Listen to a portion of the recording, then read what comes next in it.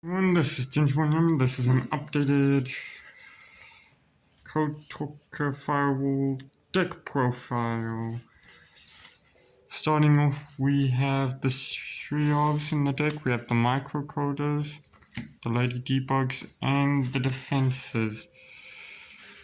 So microcoders used to search our main spell of the deck, the Cyanide Codec. Lady debug can search the microcoder.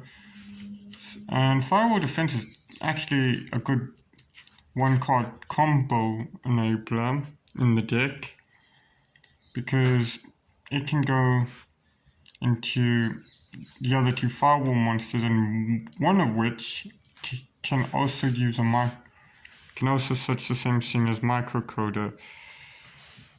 Firewall Defense also protects our firewall monsters from destruction by banishing it. However, that effect is just countered by any pistol, so there's a rarity I would use it. Next we have the two odds. We have the two mass mech additions and the two parallel exceeds.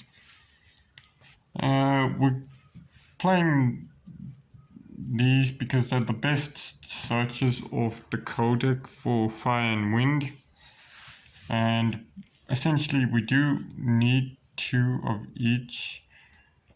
Parallel exceed we don't play at 3 because it's just too bricky, and addition we don't play at 3 because, well, I don't feel it's good enough to be at 3. 2s are fine, but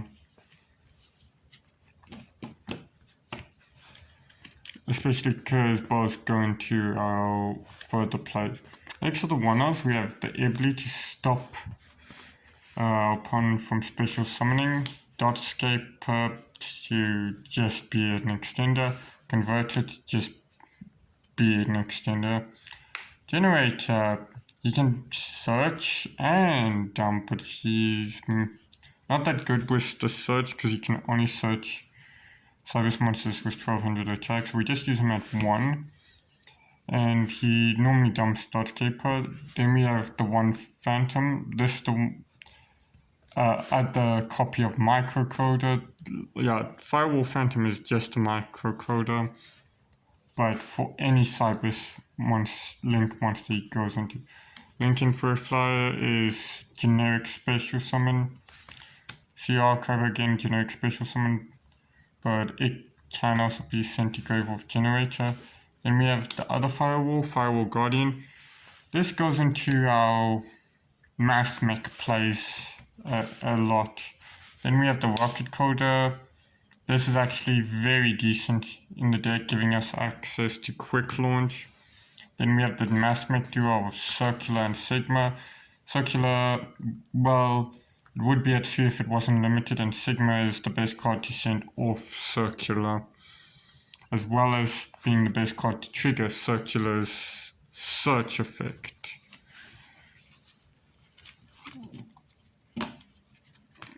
And that's all the monsters we play for the combo. Let's go over the spells. As always, we do play the 3 Cyanide Mining and the 3 Cyanide Codex.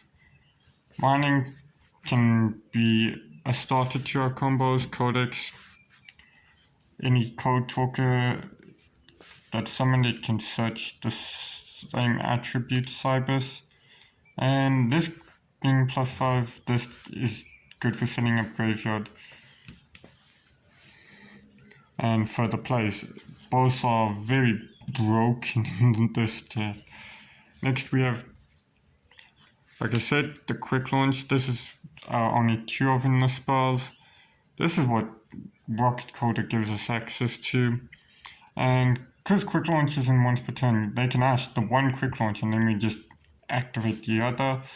It's also a good way to start combos off. And it's now no longer exclusive to Dragon Link, the broken card it is. Next we have the one-offs. We have the Pot of Avarice to essentially help us playing grind games. Called by the Grave to stop pesky hand traps. Cyanide Optimization to get us an additional normal summon. And the only mass mech spell we play, Equation.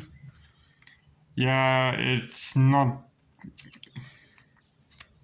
the best lineup of one spells, but it's the best we got, and the reason we only play one equation is this deck isn't actually focused on being a mass mech deck, so there's that. Next we have the traps, we have the two imperms and one conflict. They both negate, and we can get to them really easily. Imperm our draw power, and conflict because, well, it's searchable of both microcoder and phantom. Next we have the hand traps that are others, so 3 Ash Blossom and 2 Ghost Ogres. Ash will always be busted in the deck, and Ogre is actually being very good against the Scarecrow matchups to pop their field spells, I think. Oh no, it was another thing. But yeah, they can pop monsters to stop their effects. Not all the time, but it's useful. Next we have our extra deck. We have the only execute we play being Alan Bershon. This card can either get us a mass mech card from the deck, get us any level 4 monster, or get us any spell or trap card from the deck. Preferably we would only use the first two effects of a mass mech or a level 4. I don't think we'll ever use the get any spell or trap from the deck, because there are just other cards that we could try and get our hands on, like Thrust, that will do better at that. But yeah, Alan Bershon is good, and we tend to try and send him to grave pretty often with this build. Next we have the 3 Link 1 trio. We have Talkback, Ling, and Link Decoder. Talkback can recover our board by getting a code took it back by attributing a cyber he points to. Ling is actually seeing quite a lot of play thanks to the Ibli. And Decoder, well, with the new cyber stuff and him being able to resurrect himself going into any cyber slink monster that has 2300 or more original attack, he's actually pretty good for any cyber stick, just combos off. And the thing I said is Link Decoder going into transcode with any other Link 2 recovers both the Link 2 and Link Decoder. And a good example of these are the current Link 2s we played, being Code Talker, Splash Mage, and Inverted. These are the best Link 2s for the deck. Splash Mage is by far the best Link 2 in Cybers. Code Talker is the best starter we have, and Inverted specials a Cybers monster in your hand to zone points to. So these two can be outed pretty quickly and easily. Splash Mage is just hands down the best Link 2. And then a great example is I never see a Cybers deck not run Splash Mage. That's how good Splash Mage actually is.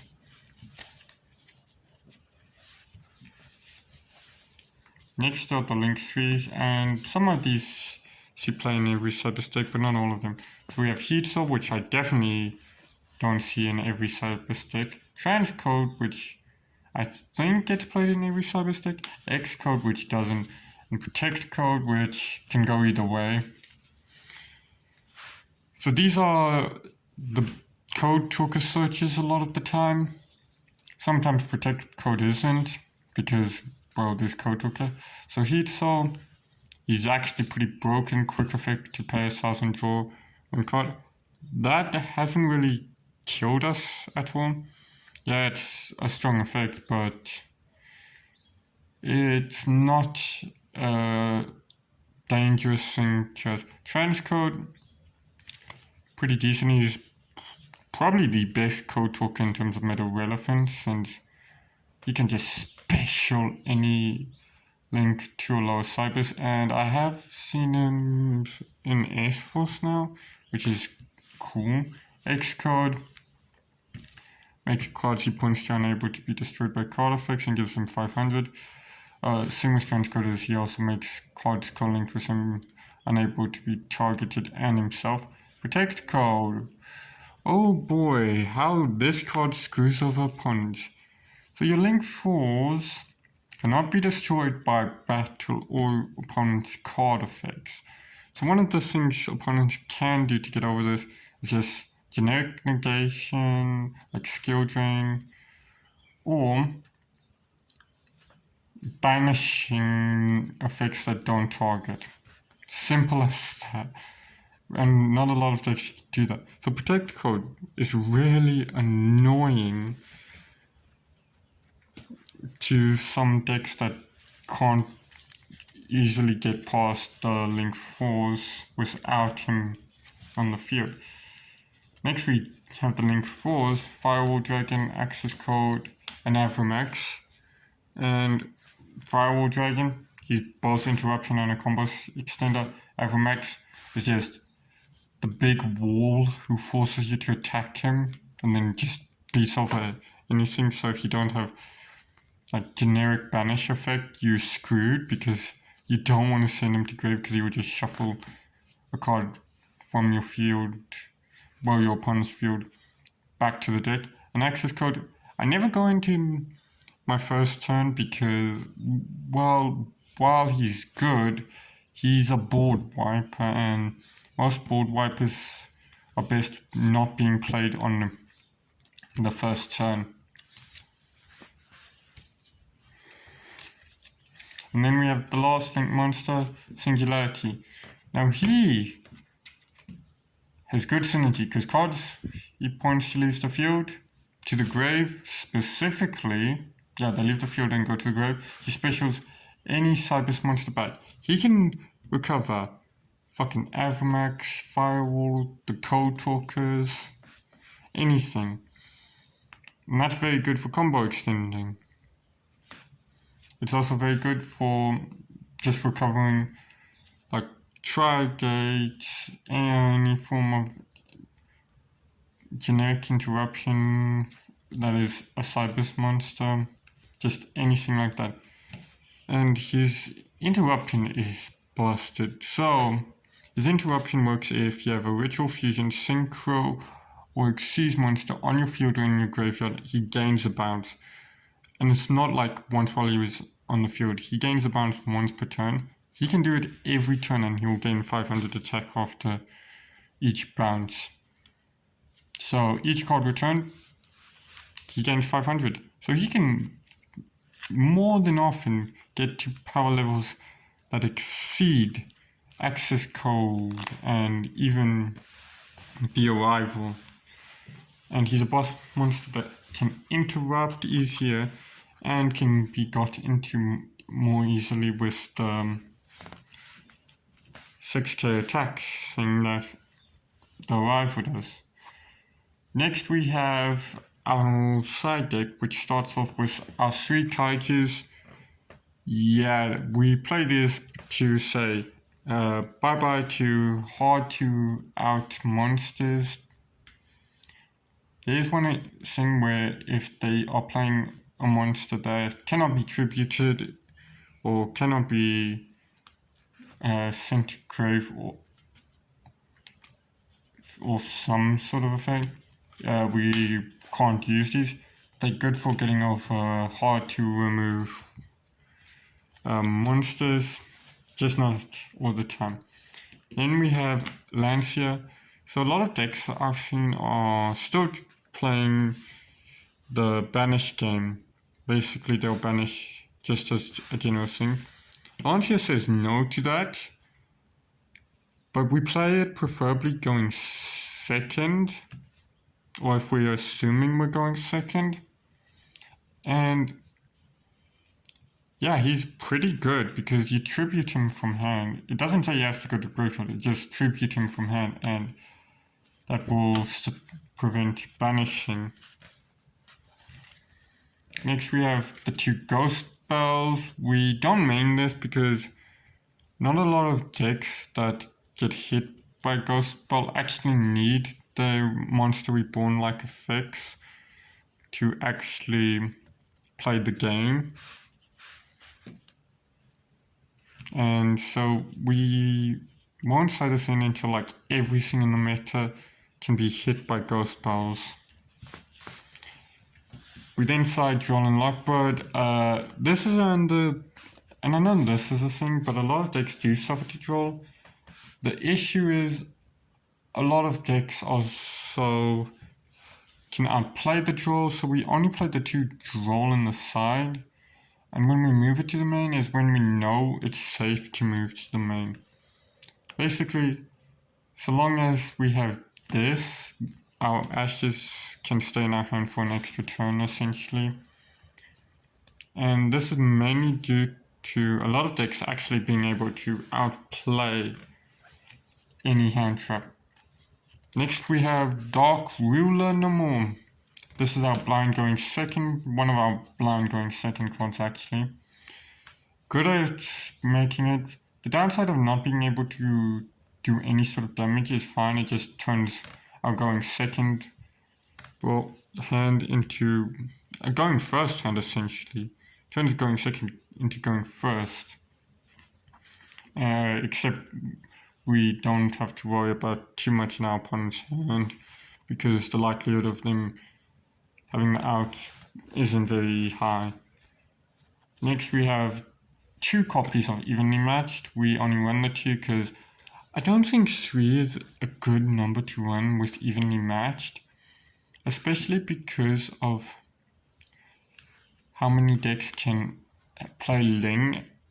Like Ling Karibo stops Evenly Matched, and that's something to note. So I'm not keen on playing 3 because Ling exists, and Ling is just generally difficult for trap decks to out. And yeah, speaking of trap decks, we have Heartbeats Feather Duster. Now I know this is a weird one, but I've seen so many back row heavy decks right now that I've felt like I need to keep this.